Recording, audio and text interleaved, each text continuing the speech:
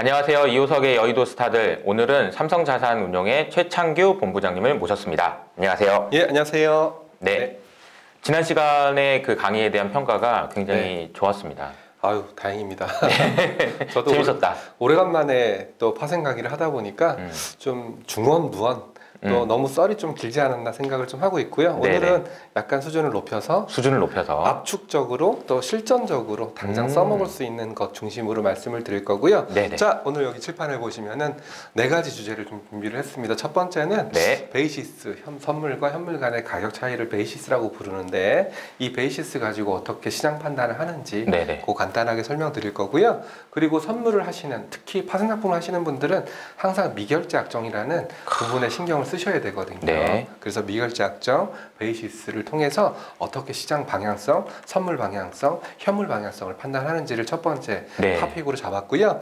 두 번째 토픽은 이제 좀 있으면 12월 만기입니다. 이 방송이 뭐 만기 이후에 나갈지 아니면 그 전에 나갈지 모르겠지만 12월 만기 때 롤오버라는 것을 하게 됩니다. 롤오버라는 것은 내가 갖고 있는 근월물 포지션을 차근월물 포지션으로 넘기는 거래를 말하는데 여기서도 또 시장 방향성을 읽을 수가 있거든요. 그래서 이 롤오버를 위해서 하는 거래인 스프레드 거래와 롤오버를 통해서 어떻게 시장 방향성을 예측하는지 그거를 두 번째 토픽으로 잡았고요.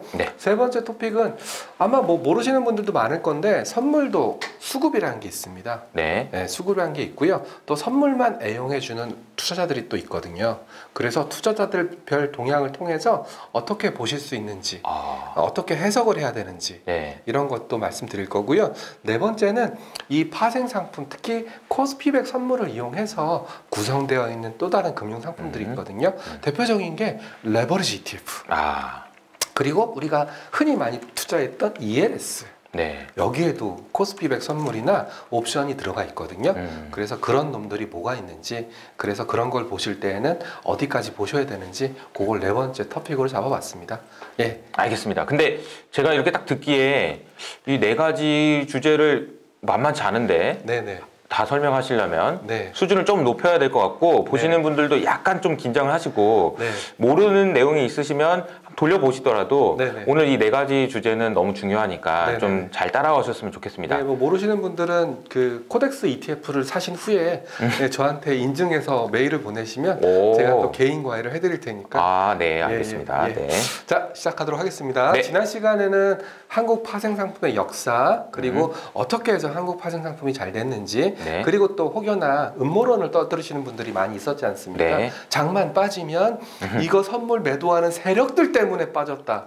또는 장만 오르면 세력들이 쇼커버를 했다. 이런 말도 안 되는 말씀을 하시는 분들이 많아가지고 그런 건 아니다.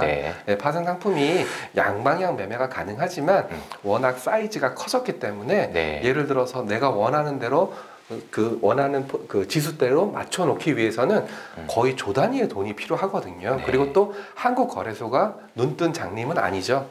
워낙 그 감시 시스템이 잘 돼 있고요. 오늘은 제가 점심 때 하이 프리퀀시 트레이딩이라고 해서 고빈도 매매를 하고 있는 후배랑 점심을 먹었거든요.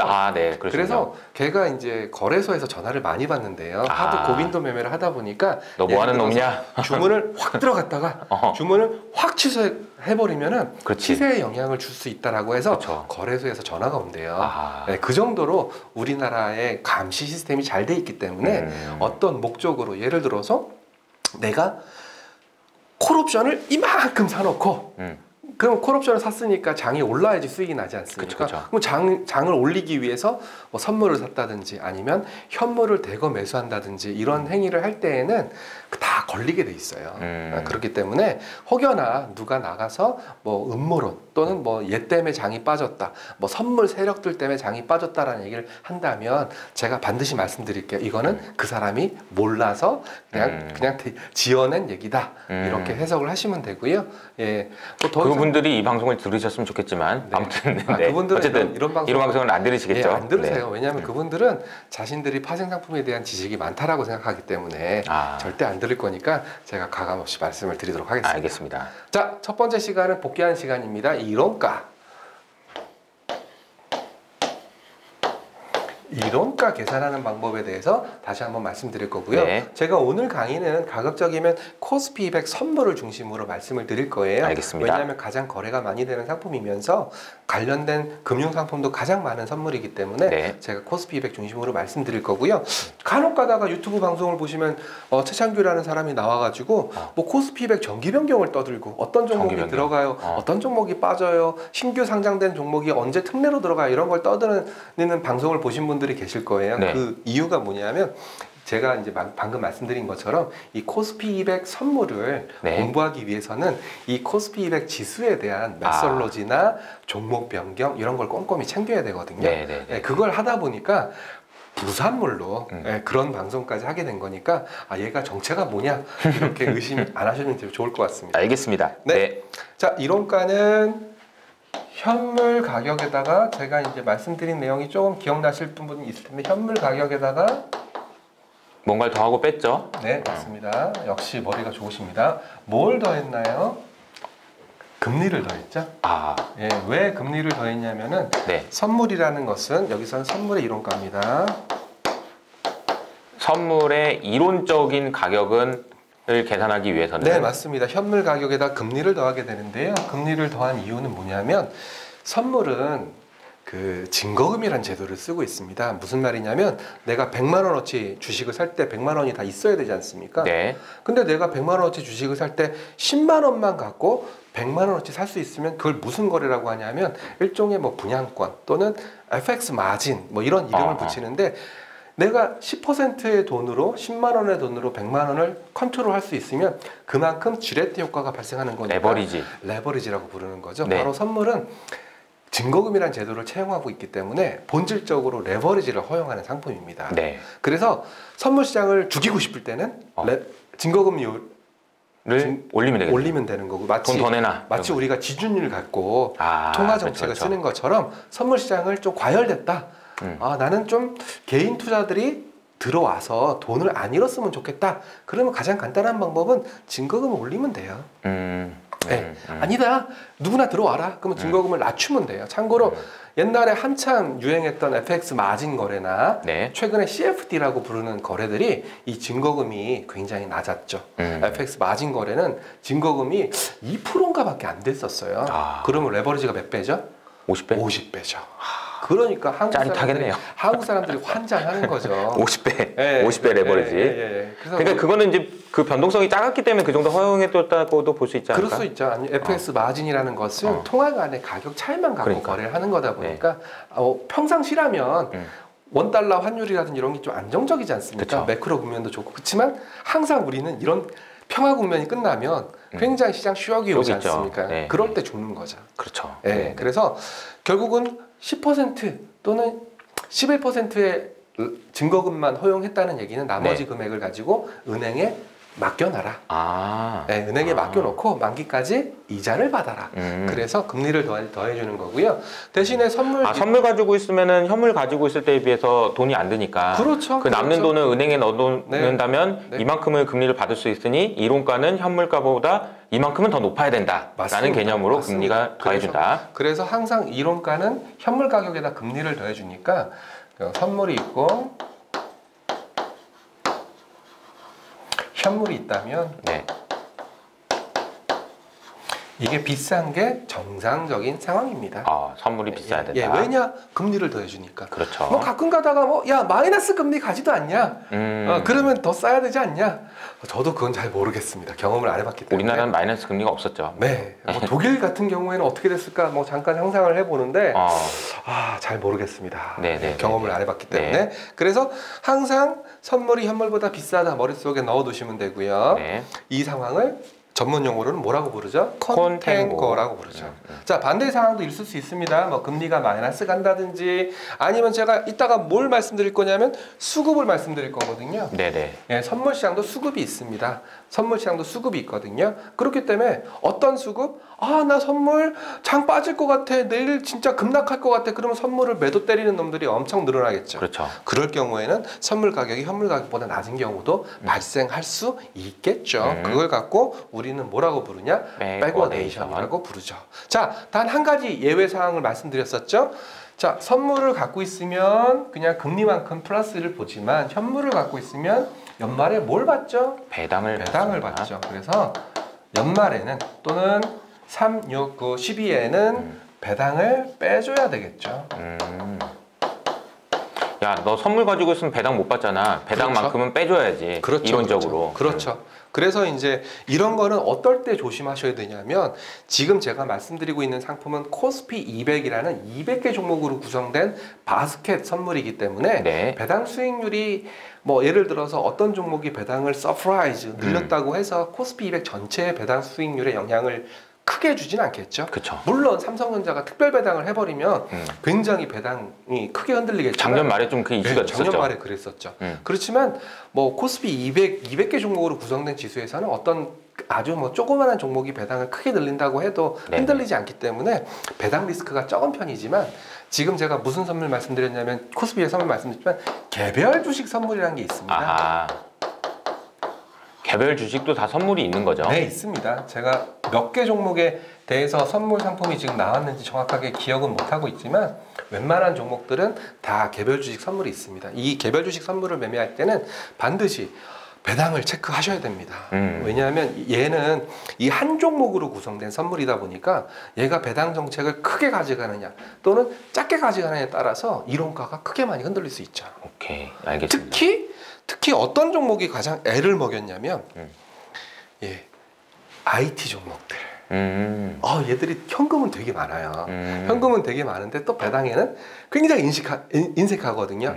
예를 들어서 NC소프트, 네이버, 카카오 이런 종목들이 고배당 종목이에요? 아니죠. 근데 이런 애들이 미친 척하고 배당을 세게 때릴 수도 있겠죠. 그렇죠. 예, 너희는 왜 이렇게 주주환원 정책을 안 펴? 성장하려고요. 문제 있는 거 아니야? 성장 이만큼 했잖아. 더 해야 돼요. 아직도 배고파. 예, 이제는 주주들을 신경 좀 써. 잃어버리면 이런 종목들은 연말에 배당 리스크가 굉장히 커질 수가 있고 그리고 이런 종목들이 갑자기 배당을 하게 되면 나 배당 안 할 거야? 배당 안 할 거야? 라고 생각해서 그냥 금리만큼 더한 가격으로 선물을 사거나 샀는데 배당을 해버리면 나는 너무 비싸게 선물을 산 거죠. 네. 그러니까 그 가능성에 대해서 이론적인 가격에 대한 생각을 하셔야 되는데 그렇죠. 이건 말 그대로 이론가고 실제는 그 이론 가격하고 뭔가 차이가 나서 거래가 되지 않아요? 그렇죠. 그래서 여기서 한 가지 더 말씀드리고 싶은 게 바로 금리인데요. 제가 지난번 방송에서도 말씀드렸는데 이 선물 상품을 매매하는 사람들은 한국인만 매매하나요? 글로벌 모든 사람들이 다 매매하나요? 글로벌 모든 사람들이 다 매매하고요. 외국인 같은 경우에는 또 나라마다 금리가 조달 금리가 틀려요. 예를 들어서 내가 아까 잠깐 말씀 나눴던 독일 사람이었다. 맞아. 그럼 마이너스 금리인데. 네, 그렇죠. 그러면 독일 사람이 한국에 와가지고 선물 가격을 쳐다보면은 야, 금리를 왜 더 해줘? 우리는 금리가 마이너스여서 빼줘야 되는데. 그럴 수도 있거든요. 그런 사람들이 보기에는 한국 선물 이론가가 우리가 체크 단말기나 전산에 나오는 이론가랑 틀릴 수 있어요. 뭐 때문에? 금리 때문에. 네, 우리는 CD 금리 많이 쓰거든요. 그렇죠. 이론가에 CD 금리 쓰는데 예를 들어서 일본 같은 경우에는 거의 제로금리였지 않습니까? 일본 사람들이 보기에는 한국 선물이 고평가였던 거예요. 왜? 우리는 조달금리가 빵이어서 그냥 현물 가격, 선물 가격 또이또인데 금리를 더해주니까 이만큼 높게 거래됐을 거지 않습니까? 그러니까 일본 사람들 보기에는 한국 선물이 고평가네? 그러면 고평가된 한국 선물을 때리고 저평가된 한국 주식을 사게 되면 요 베이시스 차익만큼을 갭 발생하는 만큼을 무위험하게 가져갈 수 있었겠죠. 근데 이제 또 그것도 질문인데 잠깐만 질문을 드리면 걔네들이 이제 환율을 여기서 또 들어가잖아요. 수합 포인트 뭐 이런 개념이 들어가서 사실은 그게 좀 약간 희석되는 부분도 있긴 하겠지만 투자자들마다 다른 금리가 있다. 다른 조달 금리가 있다. 혹은 적용되는 금리가 좀 다르기 때문에 차이가 있다. 이 말씀을 좀 해주신 거라고 보면 되겠죠. 네, 그렇게 보시면 되고요. 환율도 저는 진짜 풀리지 않는 미스터리가 있는데 원화가 강세일 때 외국인들이 선물을 살까? 원화가 약세일 때 외국인들이 선물을 살까? 그때 한 가지 분명한 건 그때그때 다르긴 한데 환율의 변곡이 발생했을 때 외국인들의 선물 매매 패턴이 달라지더라고요. 그렇죠. 예를 들어서 원화가 약세일 때, 원화가 약세라는 것은 한국 경제가 좀 약간 휘청이고 있다는 뜻이지 않습니까? 그럴 때는 뭐 그것 때문인지 아니면 원화가 약세가 됐기 때문인지 모르겠지만 외국인들 선물 매도가 나오는 경우가 많았었어요. 그래서 제가 데일리 시황을 썼었던 수많은 데일리 시황들 중에서 삼성전자가 강할 때, 삼성전자가 안 좋을 때 환율이 강할 때, 환율이 약할 때, 또는 금리가 올라갈 때, 금리가 떨어질 때, 이런 때 이제 외국인들의 선물 매매 패턴이라든지 그런 걸 제가 데일리로 썼던 기억이 납니다. 항상 변곡점이 있는 것 같아요. 네. 평상시에 움직이는 것보다도 네. 뭔가 변곡점이 생기는 그 타이밍에서 네. 어쨌든 생각이 바뀌니까 뭐 행동도 바뀌겠죠. 그리고 또 가장 기본적인 거는 선물은 양방향 매매가 가능하다는 그렇죠. 장점. 그렇죠. 그러니까 내가 주식은 항상 좀 좋아야지 이득을, 모든 사람들이 이득을 보는 상품이지만 네. 선물은 반대로 안 좋아도 이득을 볼 수 있는 상품이거든요. 숏으로 먹을 수 있고요. 그리고 또 선물은 아까 제가 서두에서 뭐라고 말씀드렸냐면 레버리지가 있습니다. 즉 적은 돈으로 큰 바위를 움직일 수 있는 쥐렛대가 있기 때문에 항상 선물을 먼저 건드리는 것 같아요. 그래서 저는 이렇게 말씀드리는데 선자가 무슨 선자냐? 미리 선자다. 아하. 오늘 선물을 만기약 때리는 거 아무 의미 없다. 오늘 때리는 거, 오늘 얘가 선물 만기약을 때려서 장이 빠졌어요. 이건 잘못된 해석이다. 얘들은 이미 2주 전 또는 3주 전 또는 이틀 전, 3일 전에 미리 포지션을 구축했을 거다. 네, 저는 이렇게 해석하거든요. 그래서 간혹 가다가 야, 오늘 외국인들의 현선물 매도 때문에 빠졌어. 물론 뭐 현물 매도가 나오면 지수가 빠지겠죠. 왜냐하면 하락 압력을 주는 거니까. 그쵸. 근데 선물 매도는 그 선물 매도 자체로는 시장에 하락에 영향을 주지 못해요. 왜? 리그가 다르니까. 선물을 때렸다고 해서 이 사람들이 선물 가격이 떨어지면 이득을 보겠지만 현물에는 영향을 줄 수가 없죠. 그렇죠. 왜? 따로니까. 왜? 다른 시장인데 만약에 금시장이랑 은시장이 있는데 금 가격 때리고 은 가격 은도 때렸다고 해서 양쪽에서 이득 봤다고 할 수 있나요? 그렇죠. 금이랑 은이랑 연결고리가 없잖아요. 둘 다 같은 귀금속이야. 같은 산업재. 이런 건 있지 않나요? 그러니까 예를 들어서 외국인이 안 되겠다. 야, 한국 다 팔고 나가자. 네. 그래서 얼마 팔아야 되는데 10조요. 그러면 그래?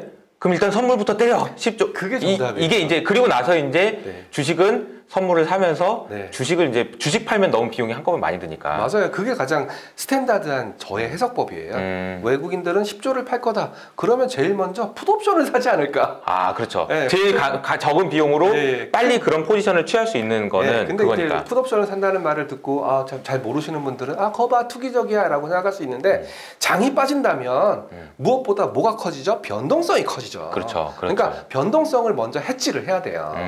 사람들이 모르는 사람들은 야, 장 빠지면 델타, 즉 방향성만 해지하는 게 맞지 않아? 라고 얘기하지만 장 빠질 때 제일 괴로운 건 변동성이고요.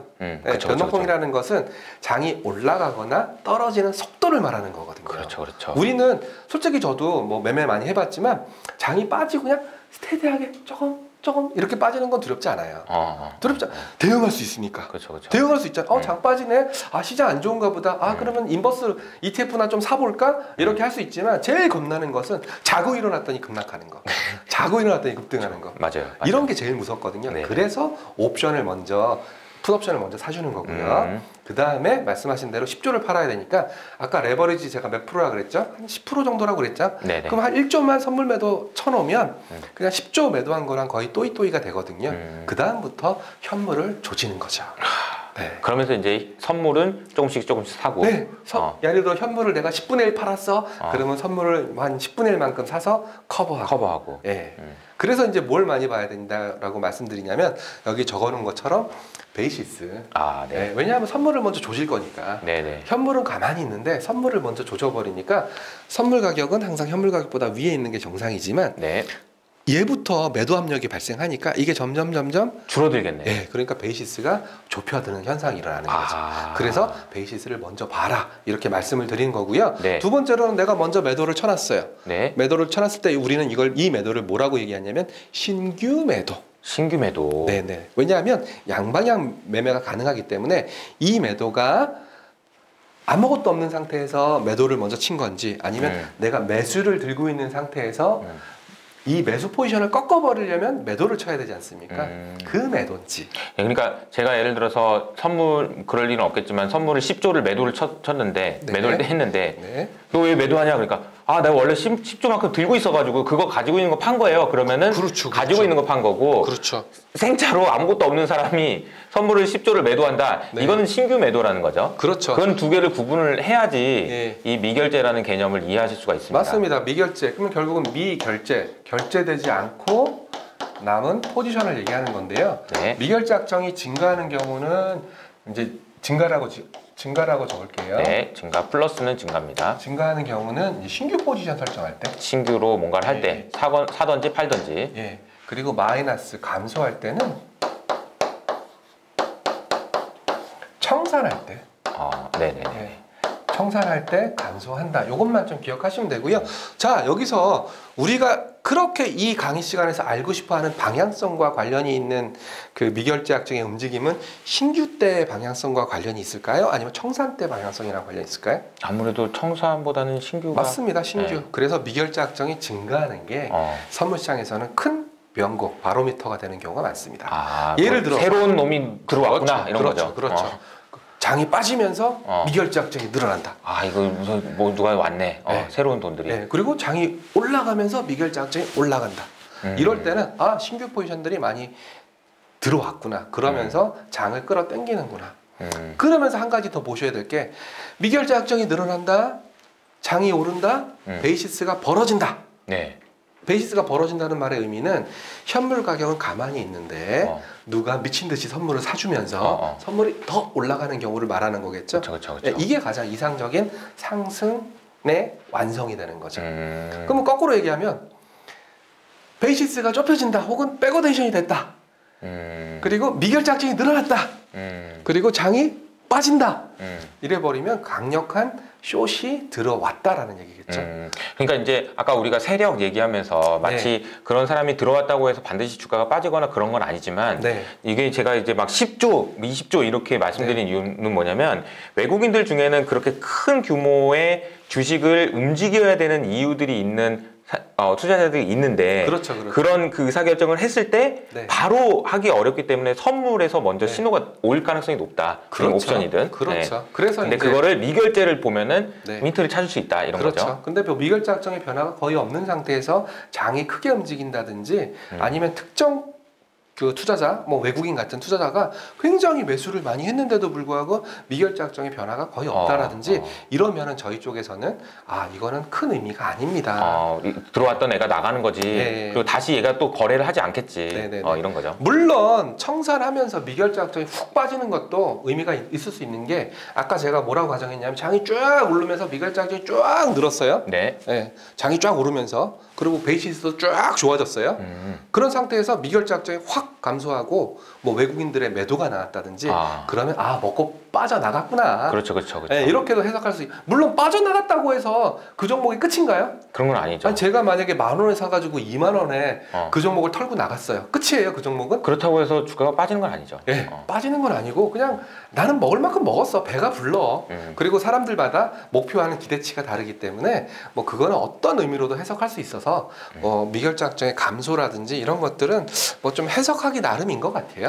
해석하기 나름이어서 이것도 어떤 사람은 거봐 외국인들이 이만큼 먹고 빠졌어. 고점 시그널이야. 뭐 이런 식으로 그 외국인 생각이지 그 외국인이 맞을지 틀릴지 어떻게 알아? 그렇죠. 그리고 또 그 외국인들이 레버리지를 몇 배를 썼는지 모르지 않습니까? 그렇죠. 그렇기 때문에 일단은 미결제약정 그리고 베이시스는 제가 간단하게 설명을 드렸고요. 근데 이게 또 보면은 제가 질문을 하나 드리면은 사실 이것이 굉장히 의미 있는 시그널이어가지고 주가가 그대로 가는 방향이 이게 그런 경우가 뭐 얼마나 자주 일어난다고 봐야 돼요? 보통 한 달에 한두 번 정도는 일어나고요. 제가 숫자도 좀 불러드릴게요.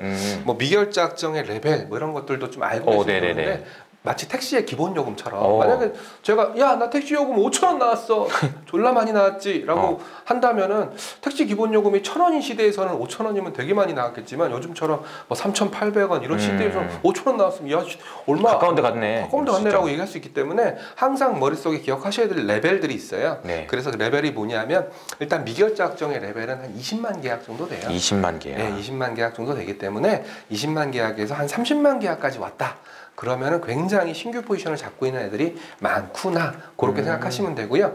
투자자별 매매도 하루에 10,000계약 정도가 인계치인 것 같아요. 외국인 같은 경우에는 10,000계약 이상의 순매수, 10,000계약 이하의 순매도 이 정도 하게 되면 뭔가 얘들이 좀 생각을 가지고 매매를 했다 뭐 이렇게 좀 생각을 하시면 되기 때문에 미결제약정 20만 계약 그리고 외국인들의 순매매 아니면 주요 투자 주체의 순매매 한 10,000계약 정도 이상은 좀 굉장히 큰 규모의 매매다. 아까 택시 요금으로 비교해 드렸지만 택시 요금으로 따지면은 한 2만 원, 3만 원 나오는 택시 요금이 나왔다. 뭐 이렇게 생각하시면 될 것 같습니다. 알겠습니다. 그래서 저한테 너는 가장 무슨 지표를 많이 보니라고 물어보신다면 저는 뭐니 해도 이 베이시스예요. 아하, 베이시스가 뭔지를 설명을 네, 좀 베이시스는 아까 이제 선물 이론가, 네, 예, 선물 이론가 그리고 현물 가격 이렇게 설명을 드렸는데 이론가는 아니고요. 이론가랑 선물 이론가랑 시장가 두 개로 나눌 수 있지 않습니까? 야, 너 선물이 이 정도 가격에 거래돼야 되지 하는 이론가가 있고, 네, 그래서 무슨 소리야? 나는 지금 이 가격에 거래할 거야 하는 그렇죠. 시장가가 있는 거죠. 그렇죠. 이론가에서 현물 가격을 빼주면은 그냥 이론 베이시스. 아하. 이론 베이시스. 둘의 차이는 이론적으로는 이 정도 차이 나야 됩니다. 예, 참고로 저희는 베이시스를 B라고 표현합니다. 네. 그렇지만 선물이 이론가대로 거래되는 거 아니기 때문에 그렇죠. 시장가에서 현물 가격을 뺀 가격을 시장 베이시스. 그걸 시장 진짜 베이시스죠. 제가 항상 보는 두 가지 지표는 이론 베이시스와 시장 베이시스의 갭. 이걸 많이 보긴 한데 기본적으로는 그냥 시장 베이시스 요거 하나만 보셔도 네. 크게 무리가 없으시고요. 예를 들어서 시장 베이시스 지금 지수 레벨이 400포인트 되기 때문에 시장 베이시스가 뭐 한 1포인트 정도 뭐 그 정도 선에서 형성된다면 뭐 금리 아무리 금리를 감안한다고 하더라도 굉장히 무난한 수준이지만 이게 플러스 1.5, 2, 3 이 정도까지 간다든지 마이너스 0.5 마이너스 1, 마이너스 2 정도까지 베이시스가 간다면 그것도 아까 택시 요금 말씀드렸던 것처럼 택시 요금 10,000원, 20,000원, 30,000원 그런 개념으로 받아들이시면 됩니다. 아, 근데 제가 또 질문을 드리면 네. 선물 이론, 그러니까 시장 가격이 있고 네. 현물 시장 가격이 있으면 그걸 두 개를 빼면 베이시스가 나오는 거예요? 네, 그렇습니다. 그 차이인 거니까? 네, 차이입니다. 그럼 우리가 HTS나 이런 데서 보면은 네. 코스피 200 지수가 있고 네. 코스피 200 선물이 있는데 네. 그 지수 그냥 빼면 베이시스인가요? 맞습니다. 그럼 쉽네. 예, 복잡하지 않습니다. 왜냐하면 왜 이렇게 복잡한데 난 몰랐지? 안 보기 때문입니다. 그러니까 네. 베이시스 그럼 너무 어려운데 그냥 빼기만 하면 되는 거예요? 예, 맞습니다. 네. 자, 그러면 아까 제가 하이 프리퀀시 트레이딩을 하는 친구의 얘기를 잠깐 말씀드렸는데 네. 하이 프리퀀시 하는 애들은 이 코스피 200 가격을 하이 프리퀀시라는 그 전용 라인을 이용해서 좀 시세를 빨리 받습니다. 남들보다 0.000001초 또는 코스피 200을 구성하고 있는 200개 종목의 주가 데이터를 남들보다 좀 빨리 받을 수 있다면 코스피 200 가격을 남들보다 빨리 알 수가 있는 거지 않습니까? 코스피 200은 결국은 200개 종목의 주가를 가지고 계산하는 지수지 않습니까? 그래서 코스피 200 지수가 0.002포인트 빠졌네? 그러면 바로 그 친구는 선물을 때려버리는 거죠. 선물이 아직 반영이 안 됐으니까. 미래를 아는 남자네요. 네. 그리고 대신에 그 친구들은 이제 주문이 더 빨리 나가는 거죠. 빨리빨리 해가지고. 선물을 때려버리고 그럼 뭘 사냐? 아직 코스피 200 가격이 빠진 게 반영이 안 된 상품이라든지 이런 것들을 사서 둘 사이에 갭을 없애버리는 거죠. 이게 소위 말하는 하이 프리퀀시 트레이딩. 차익거래라는 표현도 맞긴 맞아요. 차익거래 또는 마켓 메이킹이라고 부르거든요. 근데 그 친구들은 남들보다 빠른 시세, 남들보다 빠른 주문, 남들보다 빠른 그런 시스템들을 갖추고 있기 때문에 빨리빨리 후닥후닥 해서 이 사이에 빈틈을 없애버리는 거죠. 그러면서 돈도 벌고. 네. 근데 그거는 불법이 아닌가 보네요. 악어새 이빨에 껴있는 그걸 악어새가 먹는다고 해서 악어새한테 너 불법이야라고 얘기하나요? 그건 일단 허용을 해준 거라고. 왜 허용을 해줄까요? 근데 그런 매매를? 왜냐면 그런 사람들이 있어야 그냥 거래가 잘 될 것 같아요. 결국은 이 바닥은 제가 ETF 시장에 뛰어드니까 이런 것 같더라고요. 굉장히 좋은 ETF가 있어요. 네. 굉장히 좋은 ETF 되게 많거든요. 거래가 안 돼요. 그러면 아무도 관심이 없어요. 거래가 잘 돼야 되는군요. 아무리 제가 머리 쓰고 이 테마 너무 좋아, 내가 이거 나라면 전 재산을 올인할 거야, 이런 ETF가 있더라도 거래가 안 돼 버리면 말짱 꽝이더라고요. 그쵸. 결국은 이 금융시장에서는 첫 번째 덕목은 유동성인 것 같아요. 제가 보기에는 아무리 훌륭한 전략, 아니면 훌륭한 매크로 전략, 아니면 훌륭한 퀀트 전략이 있다고 하더라도 그쵸. 유동성이 적어버리면은 그 주문 낼 때, 체결될 때 그 스프레드 또는 그 리스크가 너무 커지거든요. 유동성이 중요하다. 네네. 그래서 이제 그런 것들을 허용하는 거고요. 조금만 더 나아가면 프로그램 매매, 제가 시간이 허용될지 모르겠지만 프로그램 매매도 허용해주는 이유가 바로 그것 때문이에요. 시장 사이의 유동성, 즉 코스피 200 선물과 코스피 200 현물 간의 그 괴리를 걔들이 프로그램을 이용해 가지고 주문을 내서 프로그램 매매라는 이름을 붙여주는 건데 네네. 걔들을 허용해주는 이유는 이 애들이 있음으로써 첫 번째 유동성이 보강이 되고요. 두 번째 시장이 한도 끝도 없이 벌어질 수도 있어요. 가만히 놔두면. 왜냐하면 서로 시장이 틀리기 때문에. 근데 얘들이 있음으로 인해서 이 시장이 벌어지는 것을 막아주는 역할을 하는 거죠. 왜곡 현상을 막아주는 그렇죠. 거죠. 그렇죠. 결국은 근데 또 이게 또 거꾸로 생각하면 또 어느 한쪽으로 시장이 샥이 올 경우에는 그쪽 한쪽 방향으로 주문이 쏟아지기 때문에 그게 뭐 플래시 쇼크? 뭐 하여튼 뭐 그런 것들이 일어나는 경우도 왕왕 있지만 그쵸. 본질적으로는 그 이렇게 시장이 잘 조성하게 윤활유 같은 역할을 해주는 그렇죠. 윤활유 같은 역할. 그런 역할을 해준다라고 생각하시면 됩니다. 그래서 간혹 가다가 이제 프로그램 매매를 이제 잘 안 보시는 분들 제가 제일 걱정하는 부분이 이런 부분들인데 내 동네 안 보다가 네. 오늘 장이 빠졌어요. 근데 프로그램 매도가 엄청 나온 거죠. 그러면 이 죽일 놈들 이놈들 때문에 장이 빠졌어. 안 보다가 장이 올라올 때는 걔들이 프로그램 매수를 쏴줬을 거 같지 않습니까? 그쵸. 그때는 안 봐요. 네, 그때는 안 보다가 장만 빠지면 거봐 이들 때문에 장이 빠졌어. 이놈들 죽여야 돼. 근데 이제 보통은 그런 분들은 이제 같이 중립적인 그 포지션을 가지고 이렇게 왔다 갔다 하는 경우가 많아서 왜냐하면 시장의 방향성에 영향을 주지는 경우는 그렇게. 근데 만기일 같은 경우에는 영향을 주긴 주죠. 만기일에는 한쪽 포지션 이렇게 양쪽으로 잡혀 있는 포지션 중에 한쪽이 만기가 돼서 없어지는 날이니까 남아 있는 한쪽 포지션을 기계적으로 없애야 되는 그런 매매가 발생하는 거거든요. 자, 여기까지가 이제 제가 첫 번째 주제는 끝났나요, 그러면? 말씀드린 거고요. 네. 두 번째 주제 이제 만기일이 됐다라는 걸 가정을 해볼게요. 자, 만기가 됐다. 네. 선물이 만기가 1년에 4번 있습니다. 네, 코스피 200 라지 선물이라고 불리우는 일반적인 스탠다드 선물은 3690이고요. 미니 선물이라고 승수를 좀 낮춰서 좀 사이즈를 작게 만든 선물은 매월 만기가 있습니다. 그래서 간혹 가다가 뭐 1월, 2월 이때를 뭐라고 부르냐면 옵션 만기라고 부르는 사람들이 있어요. 3월은 뭐라고 부르죠? 선물 옵션 만기. 동시만기라고 부르죠. 동시만기. 예. 이게 왜 그러냐면 과거에는 미니 선물, 미니 옵션이 없었어요. 과거에는 없었고 라지 선물 그리고 옵션 요 두 가지 상품만 있었던 때가 있었거든요. 그러다 보니까 3, 6, 9, 12는 선물 만기가 있기 때문에 이때는 그냥 선물이랑 옵션이 동시에 만기된다고 해서 동시 만기라고 불렀고요. 1월, 2월 4월, 5월은 선물 만기가 없었기 때문에 옵션 만기라고 불렀는데 지금은 이 말은 좀 틀린 말이고요. 예, 미니 선물이 있기 때문에 이날도 옵션 만기라고 부르는 건 좀 그래요. 그래서 요거는 뭐 만기 조심하시면 되고요. 만기 때 되면은 항상 보셔야 될 게 이것도 똑같은 아까 베이시스를 배웠으면 금방 아실 수 있는 얘기인데요. 자, 지금 3월이에요. 오늘이 3월 만기라고 투데이라고 해줄게요. 그리고 6월이에요. 네. 자, 그러면은 이날 만기가 되는 선물 3월물의 이론가는 얼마일까요? 이론가? 네. 만기가 되는 오늘 만기일이고 오늘 만기가 되는 선물 3월물의 이론가는? 그러면 그냥 다 그 실제 그 가격 아닌가요? 그냥 더하기 빼기가 없어지는 거죠. 금리가 더해줄 금리가 없으니까 이날은 그냥 선물 3월물의 이론가는 그냥 현물 가격이에요.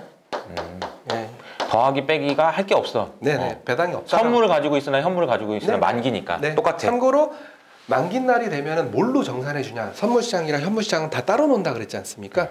이날만 같이 움직입니다. 이날은 선물이 이렇게 가든 상관없이 무조건 그날 이 3월 만기 날 현물 지수의 종가로 정산을 해줍니다. 그래야 되겠죠. 그래서 이날은 선물 가격과 현물 가격과 이론가가 만나는 날이죠. 만나는 날입니다. 자, 이날은 선물 가격이랑 선물 가격이 같습니다. 같은 날, 이론가도 같습니다. 왜냐하면 금리를 더해줄 수 있는 영업일이 없으니까요. 자, 그러면 이때부터는 이제 새로이 선물 6월물이 등장을 하는데 이때까지 선물 6월물의 이론가는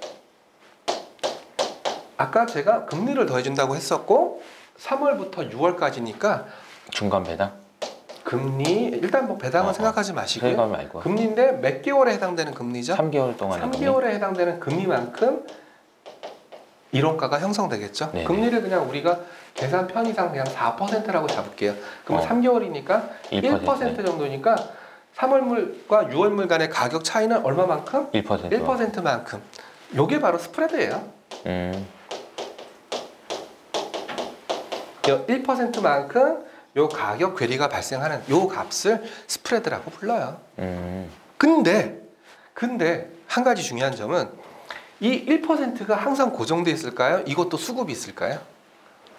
달라질 것 같은데. 예, 달라지겠죠. 네네. 왜냐하면 안 달라지면 제가 질문했을 리가 없으니까. 그쵸. 예, 이것도 또 수급이 있어가지고 이거는 선물은 제가 미래 가격에 대한 예측이라고 말씀드렸지 않습니까? 네. 스프레드도 사람들이 짱구를 엄청 굴려요. 야, 3개월 뒤에 네. 장이 좋을 것 같아, 나쁠 것 같아. 그렇죠. 그리고 또 내가 이 선물 3월물 포지션에서 매도를 많이 들고 있었던 놈, 매수를 많이 들고 있었던 놈, 이 둘이 싸우는 거예요. 매도를 많이 들고 있었던 놈들은 내 매도 포지션을 다음 월물 매도로 넘길까?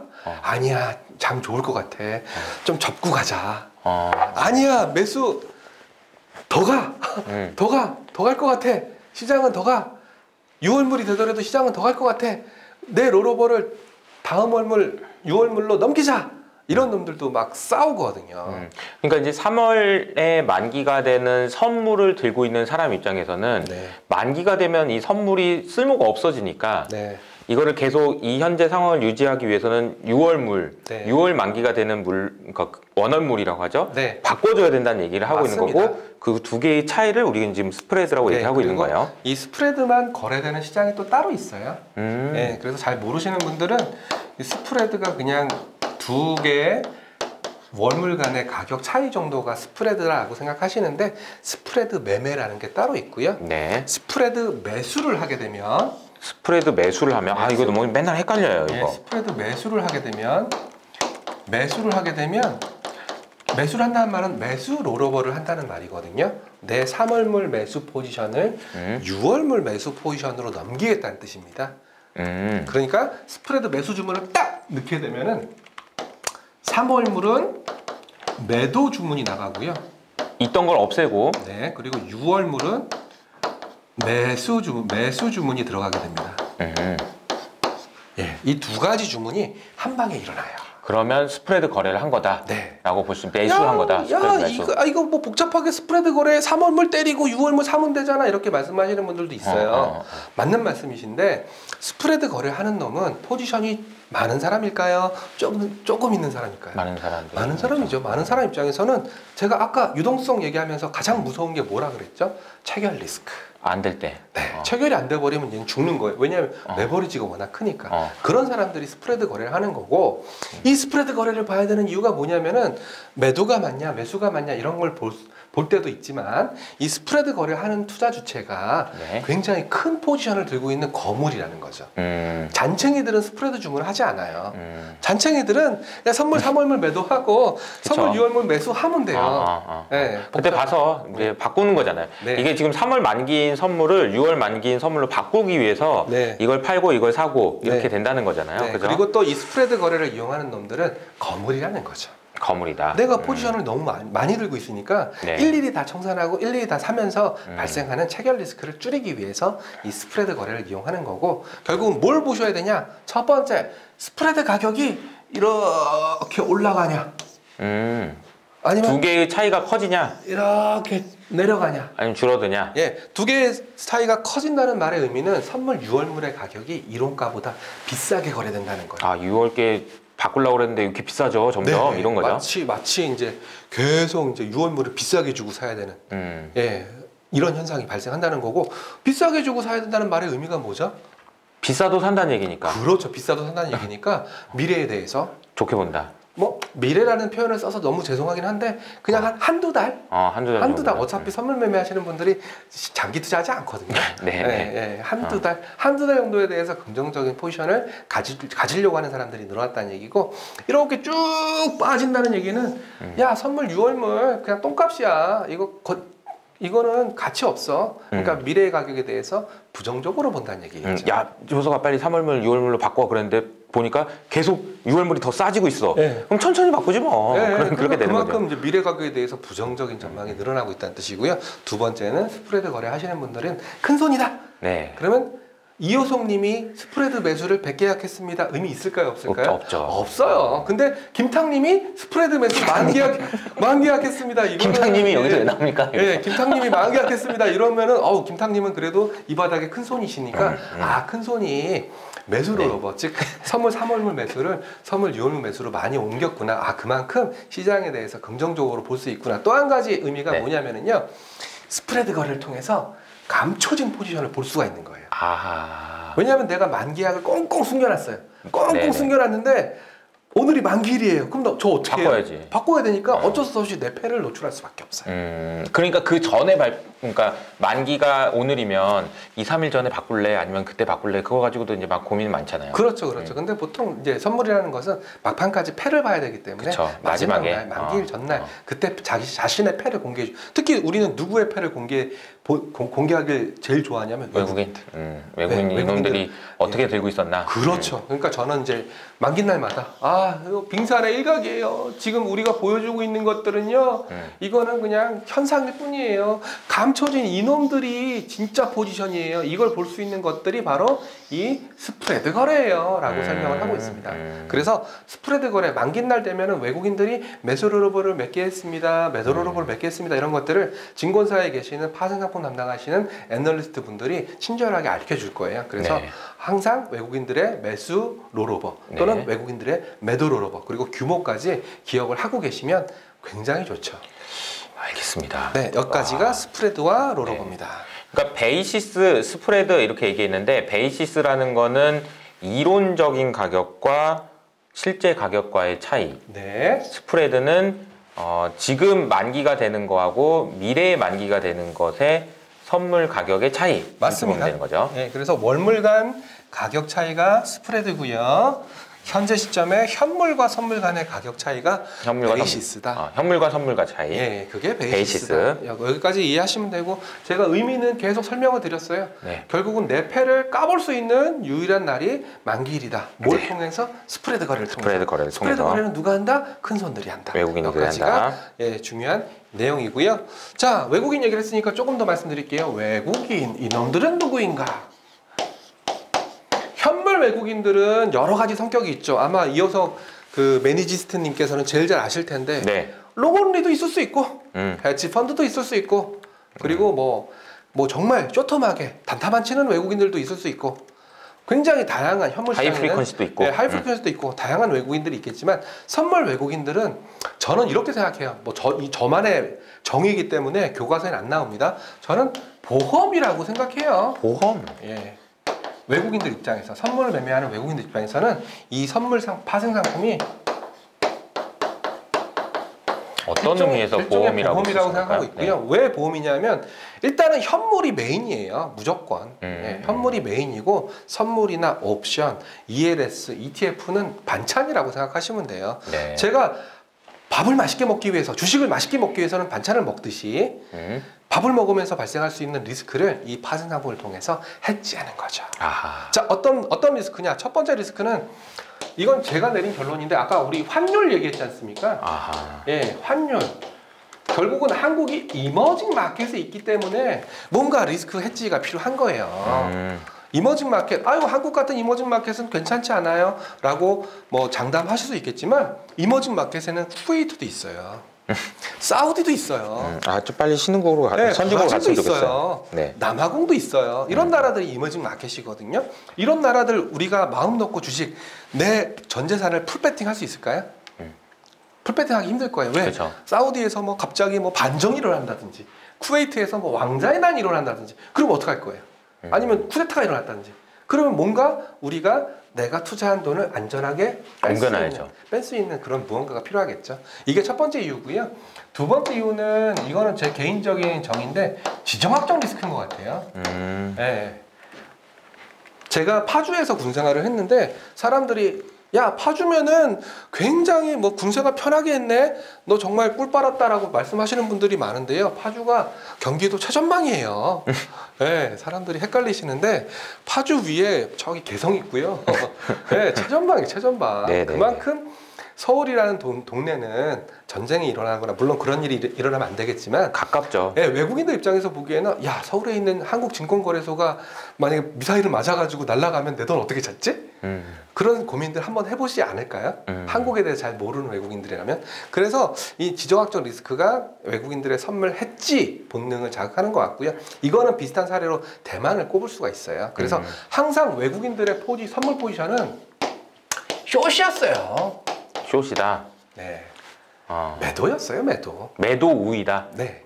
항상 어지간하면 선물 포지션은 숏으로 깔고 가고, 그리고 현물을 많이 담았다가 줄였다가 많이 담았다가 줄였다가 이런 매매를 하지, 선물도 롱, 현물도 롱 이런 경우 잘 없어요. 그러니까 외국인들이 보유하고 있는 주식시장에서의 비중이 대략 한 30%에서 35% 정도 그렇죠, 되거든요. 그렇죠. 근데 우리나라 지금 코스피 시총이 뭐 2,000조가 좀 넘었으니까 네. 대략 계산해도 한 600조 정도는 지금 깔고 가는 거예요. 600에서 700조는. 그렇죠. 그 규모가 워낙 큰 거는 현물이고, 네. 이걸 600조에서 700조 되는 뭐 한 주체는 아니지만 그 외국인들은 이걸 보험의 성격으로 말씀 주신 대로 환율이나 지정학적 리스크를 해지하기 위해서 이만큼 주식은 있으니까 네. 일부에 이렇게 해가지고 해지를 한다. 네, 정확하신 표현이고요. 이게 두 번째 이유다라고 생각을 하고 있고요.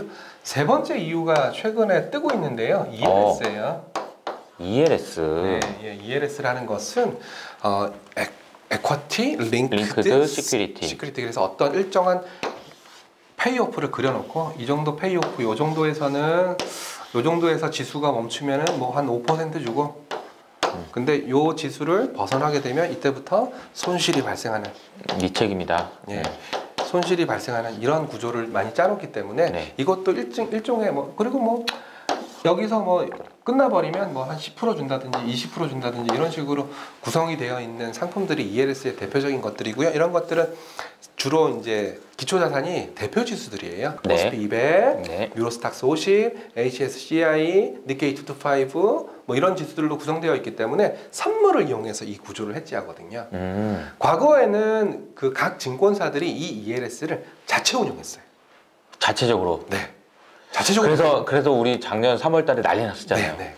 근데 이제 이렇게 자체적으로 운영을 할 수 있었던 기법이 뭐냐면 이렇게 선물을 여기다 집어넣고 옵션을 집어넣어 가지고 몬테카를로를 돌려요. 몬테카를로 앞으로 주가가 어떻게 움직일 거냐? 아, 주가 막 한 1,000만 번 돌려봤더니 주가가 뭐 이렇게 아, 그래? 그러면 우리는 요 정도 움직이면 요 정도 페이오프 상에서는 한 고객한테 한 4% 정도 주면 되고 우리 마진, 운영 마진으로 1% 정도 떼가자. 그러면 고객한테 한 3% 정도 주면 되겠죠. 네, 이렇게 구조로 발행해서 만기가 되거나 조기 상환이 되면 요 1%의 운용 마진을 가져가는 구조로 되어 있었거든요. 그러면 당연히 자체 운용하는 게 훨씬 더 운용 마진을 많이 떼갈 수 있는 구조였단 말이죠. 근데 작년에 말씀하신 것처럼 코로나 사태가 터지면서 난리가 났죠. 지수가 어디까지 갔었죠? 거의 이 정도까지 갔었죠. 그쵸. 예, 지수가 이 정도까지 가면서 굉장히 마진콜이 발생할 정도로 굉장히 위험했어요. 그러다 보니까 사장님이 야, 네 똑바로 하는 거 맞냐 그랬겠죠. 그래가지고 사장님들이 야, 자체 운영 하지 말자.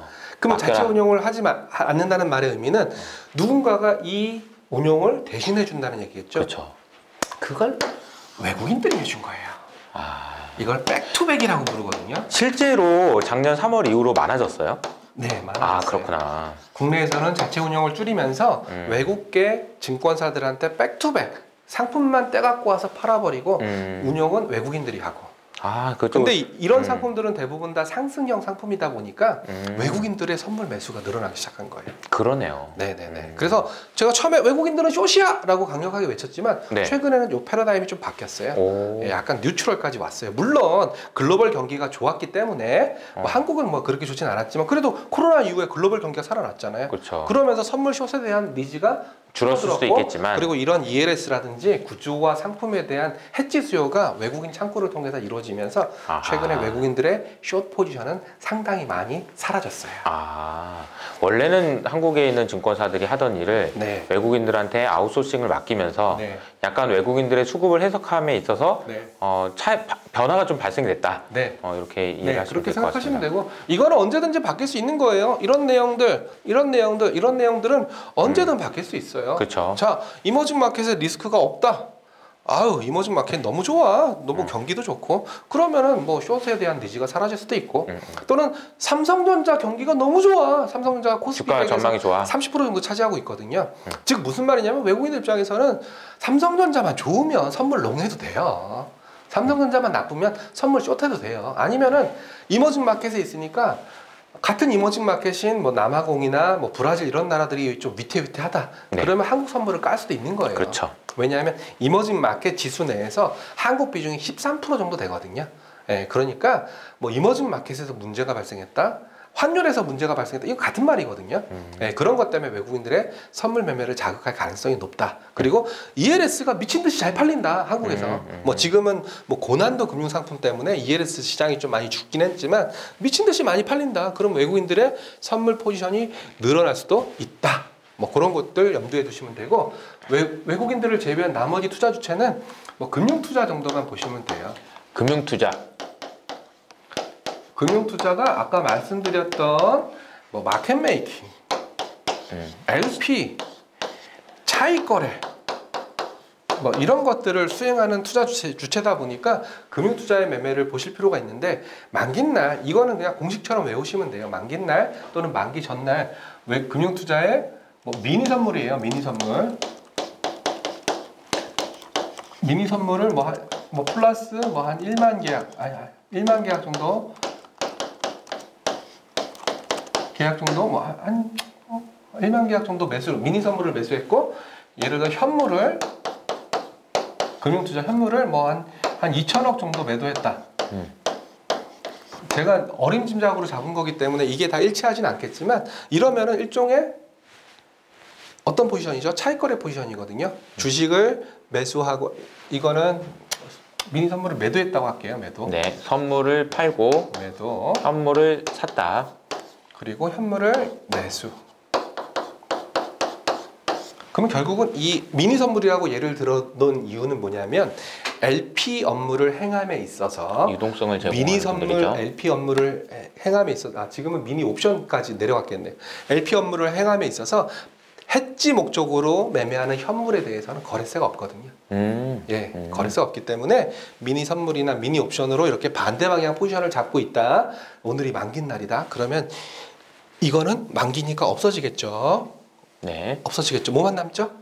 현물 매수 2천억만 남으니까 이거 어떻게 해야 되죠? 얘 하나만 남았으니까 정리를 해야 되겠죠. 네. 그러니까 종가의 매물로 나올 가능성이 굉장히 높다. 이게 바로 만기 효과의 가장 근본적인 원천이니까 항상 금융투자의 매매를 보실 때에는 선물과 현물 같이 보세요. 네, 하나만 보시면 절대 안 됩니다. 네. 요것만 기억하시면 될 것 같습니다. 금융투자라고 하면 증권사. 네, 맞습니다.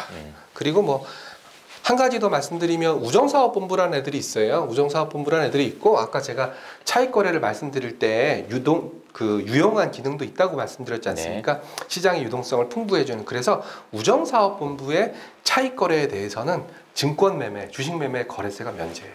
아, 네. 그러니까 혜택을 주는 거구나. 네네네. 너는 혜택을. 시장의 악어새와 같은 역할을 하거라. 네, 그래서 우정사업본부는 우정사업부에 계신 분들이 별로 좋아하진 않은 것 같은데. 아니 뭐 악어새라고. 네, 악어새. 윤활유. 이게 윤활유. 네, 윤활유. 그래서 우정사업본부는 국가 지자체로 잡힙니다. 네. 네. 연기금으로 요새는 좀 나오지 않아요? 과거에는요. 과거에는 국가 지자체로 잡혔고요. 네. 지금은 연기금으로 잡히거든요. 지금은 연기금으로. 네, 그래서 연기금으로 잡히니까. 연기금으로 잡힌 선물 매매가 발생했다. 연기금으로 그거 우정사업본부의 차익거래다라고 생각하시면 됩니다. 연기금 수급만 보고 샀네 팔았네 보기가 좀 어려워졌어요. 예전에 비해서. 네네. 그리고 참고로 국민연금과 같은 진짜 연기금들은 파생 매매, 선물 매매를 하는 걸 잘 못 봤어요. 어차피 계속 사야 되는데 뭐. 네, 어차피 걔들은 현물 사면 되니까. 그러니까. 아니면 리스크가 발생했다, 현물 줄이면 되니까. 그렇지. 그래서 선물을 굳이 이용하지 않는 것 같고요. 예, 요것만 기억해 주세요. 국가지자체 즉 연기금에 선물 매매가 발생했다. 그거는 우정사업본부의 차익거래다.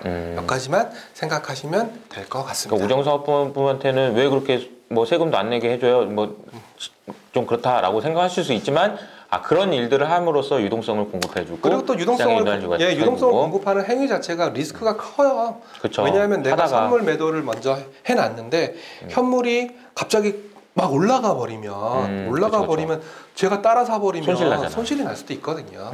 네, 그래서 뭐 모르시는 분들은 그러니까 제가 계속 반복적으로 말씀드려요. 모르시는 분들은 항상 안 보다가 장만 빠지면 이제 그때부터 왜 이렇게 누가 장을 때렸어, 장을 밀었어 보신단 말이죠. 그럼 프로그램 매매가 때렸다, 우정사업본부가 때렸다, 연기금이 때렸다 이래버리면 이 죽일 놈들 너 때문에 장이 빠졌어. 근데 또 장이 올라갈 때는 아무 소리 안 하시거든요. 네. 그러니까 제발 좀 균형 있는 시각을 갖자라는 게 오늘 강의의 주제입니다. 마지막으로 관련된 상품 뭐가 있나 좀 체크해 볼게요. 네. 선물을 이용한 상품들. 첫 번째 제가 아까 말씀드렸던 ELS가 있겠죠.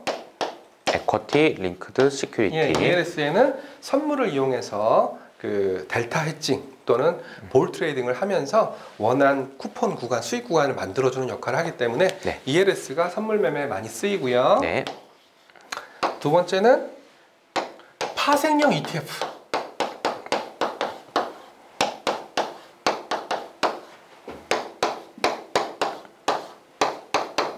파생형 ETF에도 선물이 들어가 있죠. 만약에 내가 레버리지 ETF다. 2배의 수익률을 내야 되거든요. 그러면 뭐가 들어가면 되냐면 2배짜리다. 간단합니다. 코덱스 200이 들어가고요. 네, 코덱스 200이 플러스 1만큼 들어가고요. 선물이 플러스 1만큼 들어갑니다. 네, 그래서 플러스 1, 플러스 1 2배를 만들어내는 거죠. 만약에 인버스다. 마이너스 1배. 그러면 이건 선물 마이너스 1. 마이너스 1이 들어가는 거죠. 인버스 레버리지다. 그러면 여기에 뭐가 들어가면 되죠? 2개. 2개 들어가도 되고 여기에 코덱스 인버스가 들어가면 되겠죠. 코덱스 인버스가 들어가게 되면 마이너스 1, 마이너스 1, 마이너스 2가 되는 거죠. 자, 그러면 이론적으로는 2배, 3배, 4배, 5배짜리도 만들 수 있어요. 대신에 그렇게 만들게 되면 그 ETF가 상장 심사를 통과할까요? 못할까요? 안 해주겠죠. 안 해주겠죠. 네, 그래서 이런 원리로 되어 있으니까 가끔 가다가 뭐 투신이 선물 매매를 한다, 스프레드 매매를 한다. 그럴 때는 투신은 이 ETF를 운영하는 운영 주체니까 ETF와 관련된 내용이구나 라고 생각을 하시면 될 것 같습니다. 알겠습니다. 그리고 세 번째로는 뭐에 쓰고 있냐면 인덱스 펀드에 씁니다. 인덱스 펀드. ETF는 뭐고 인덱스 펀드는 뭐예요? 인덱스 펀드가 상장하면 ETF죠. 상장을 안 하면 인덱스 펀드죠. 네네네. 제가 전에 있었던 회사가 인덱스 ETF, 인덱스 펀드가 굉장히 컸던 회사였습니다. 네네네. 네. 인덱스 펀드는 왜 선물을 들고 있냐? 아까 선물을 들고 있으면 남는 돈을 뭐 할 수 있다고 했죠? 선물을 들고 있으면? 네. 남는 돈 갖고 뭐 한다 그랬죠? 저기 금리를 예, 금리를 받는다 그랬죠. 그리고 또 아까 제가 선물 베이시스, 이 베이시스에 따라서 여기가 선물이고 여기가 현물인데 간혹 가다가 이렇게 되는 경우도 있어요. 예, 이렇게 되는 경우도 있어요. 이때는 현물 갖고 있던 현물 바스켓을 인덱스 펀드 현물 바스켓을 뭘로 바꾸면 돼요? 선물로 바꾸는. 이게 이론가니까 이때도 있을 수 있어요. 그러면 이때는 현물을 다 없애버리고 선물을 들고 있으면 이만큼을 보너스로 바꿀 수 있는 거죠. 이게 바로 인덱스 펀드의 현선 스위칭. 그러니까 인덱스 펀드를 뜯어보면 현물과 선물을 스위칭한다. 예, 인덱스 펀드를 뜯어보면 이렇게 해서 이제 현물만 들고 있다가 현물 매수만 들고 있다가 베이시스가 엄청 나빠져요. 그러면 일부는 이거는 선물로 들고 있는 거죠. 선물 매수로 들고 있는 거죠. 그러면 이 구간에서는 어떤 매매가 발생하죠? 선물을 매수하고 현물을 줄여야 되니까 현물을 매도하는 거래가 발생하죠. 이게 아까 차익거래 비슷한 느낌이 나오시죠? 원래 주식을 계속 끌고 가지만 그 중에 일부는 이런 플레이들을 할 수 있다는 거죠. 그래서 앞에 이제 뭐라고 단어가 붙냐면 인덱스 펀드 enhanced. 아하. enhanced 인덱스 펀드. 뭔가 좀 더 좋은 수익률을 더 내줄게 뭐 이런 개념이죠. 안 그러면 다 사람들 다 ETF가 거래할 테니까. 아하, 그렇죠, 그렇죠. 이런 것들이 대표적인 선물을 이용한 상품들이니까 이런 메커니즘도 조금 이해하시면은 도움 많이 되실 거고요. 오늘 제가 이제 앞에 실전적이라는 말을 적어놓은 이유가 이런 것들을 좀 알아야지 뭐 좀 시장 방향성을 판단하는데 도움이 되시리라 생각을 하고 있습니다. 네, 오늘 얘기해 주신 게 베이시스, 그리고 베이시스와 연결해서 미결제 약정을 어떻게 해석하는지, 그 다음에 스프레드, 롤오버 할 때 어떻게 되는지, 그리고 이제 투자자들이 어떤 영향을 주는지 말씀해 주셨고, 관련 상품까지 깔끔합니다. 네, 이 정도까지 아시면은 뭐 만기일날 무슨 일이 발생했다? 그래도 좀 해석하실 수 있는 능력이 생기실 거고요. 만기일날 예측할 수 있는 능력도 생기시리라 생각을 하고 있습니다. 마지막으로 하나만 더 말씀드리면 결국은 현물과 선물 간의 가격 차이가 항상 일어날 수밖에 없어요. 수급 때문에. 선물은 보험용이니까. 그래서 이 수급 차이를 이용해서 기계적으로 매매하는 것을 저는 뭐 아까 뭐 차익 거래다 라고 얘기를 했는데 정확한 얘기로는 이제 프로그램 매매라고 부르는 게 맞죠. 무슨 프로그램이에요? 제가 현물, 선물 간단하게 말씀드렸지만 이 현물이라는 건 코스피 200 바스켓이고요. 선물은 코스피 200 선물이니까 이 200개 종목과 이 선물, 그러니까 201개 상품을 한꺼번에 체결시켜야 되거든요. 우르르 해가지고 각각 하긴 게 아니고 한꺼번에 착착착착 이렇게 돼야 된다는 거죠. 그럼 프로그램이 해야 되겠다, 그거는. 그래야지 요 사이에 벌어진 갭을 정확하게 보정할 수가 있겠죠. 그래서 프로그램을 이용해서 매매한다고 해서 이런 류의 매매들을 다 프로그램 매매라고 저 차이를 먹기 위해서 일일이 한 종목 삼성전자 얼마 몇 주 계산해가지고 할 수는 없으니까. 프로그램에 착 넣어가지고 착 하는 거죠. 네, 그리고 한 가지 더 기억하실 게 알고리즘 매매라는 게 있어요. 알고리즘 매매도 일종의 프로그램 매매 중에 하나인데, 알고리즘 매매라는 것은 어떤 논리적인 삼성전자가 올라가면 나는 선물을 산다, 삼성전자가 빠지면 선물을 판다, 이런 것들이 알고리즘 매매예요. 프로그램 매매라는 것은 미리 짜여진 각본대로 움직이는 거죠. 그러니까 얘는 이제 수만 가지 알고리즘이 있을 수 있는 거죠. 근데 프로그램 매매라는 것은 한국에서 이렇게 둘 사이에 괴리를 따먹는 차익 거래형 프로그램 매매와 단순하게 주문만 내는, 나 200개 종목, 10개 종목 한꺼번에 살 거야. 10개 종목 한꺼번에 팔 거야. 이런 류도 프로그램 매매라고 불러요. 그냥 이런 목적성이 없는, 그냥 단순히 바스켓으로 10개, 이거는 코스닥, 15개, 이거는 코스피, 이런 종목들을 사거나 파는 것을 한꺼번에 비차익, 이거는 차익을 아닙니까? 비차익 거래형 프로그램 매매라고 부릅니다. 여기서 비차익이 나오는군요. 네네네. 그래서 여기까지 아시면 뭐 좋은 내용이고요. 자, 비차익 거래랑 차익 거래는, 차익 거래를 목적으로 하는 프로그램 매매를 차익 거래라고 한다고 하면은, 비차익 거래는 선물은 안 하고 주식만 살 건데 일일이 한 종목 한 종목 하기 어려우니까 10종목, 15종목 이상 한꺼번에 다 사줘. 이렇게 주문이 나오는 걸 비차익 거래다. 그리고 하나만 더 덧붙여 드린다면, 오늘이 만기일 같은 경우에는 좀 이 둘 사이에 간극이 좁을 수 있어요. 왜냐하면 만기일 같은 경우에는 선물 주문을 안 내더라도 만기일이니까 자동 청산되거든요. 그러면 나는 뭐만 남게 되죠? 현물만 남게 되죠. 그래서 이때는 선물 주문을 안 내고 현물 주문만 내기 때문에 비차익 거래로 신고되는 경우도 있어요. 원래는 둘이가 쌍이었는데 얘는 종가에 자동 정산되니까 종가에는 그냥 비차익 거래로 요거 현물만 조져버리면 되거든요. 그래서 만기일 종가에 일어나는 비차익 거래는 차익 거래다. 그것만 기억하시면 될 것 같습니다. 너무 잘 정리가 됐습니다. 이 어려운 용어들인데 하나하나 너무 쉽게 잘 설명해 주셔가지고 보시는 분들이 딱 개념 정리하시는데 너무 좋지 않았을까, 그런 생각이 듭니다. 본부장님 감사합니다. 여기까지 하셨으면 아마 크게 만기일에 대한 두려움 없으실 거고요. 선물 매매도 해석하실 수 있으니까 12월 만기 때 한 번 더 보시면은 어떤 투자자가 어떻게 매매하는지, 그리고 종가의 프로그램 매매가 어떻게 되는지 보시면은 이 파생 세계의 묘미에 빠져들 수 있을 것 같습니다. 12월 옵션 만기 때 요거는 제가 이거 말했죠? 요거 이렇게 하면서 설명 다시 한번 해주시면 좋을 것 같아요. 그때 한번 불러주시면 설명드리도록 하겠습니다. 감사합니다. 수고하셨습니다.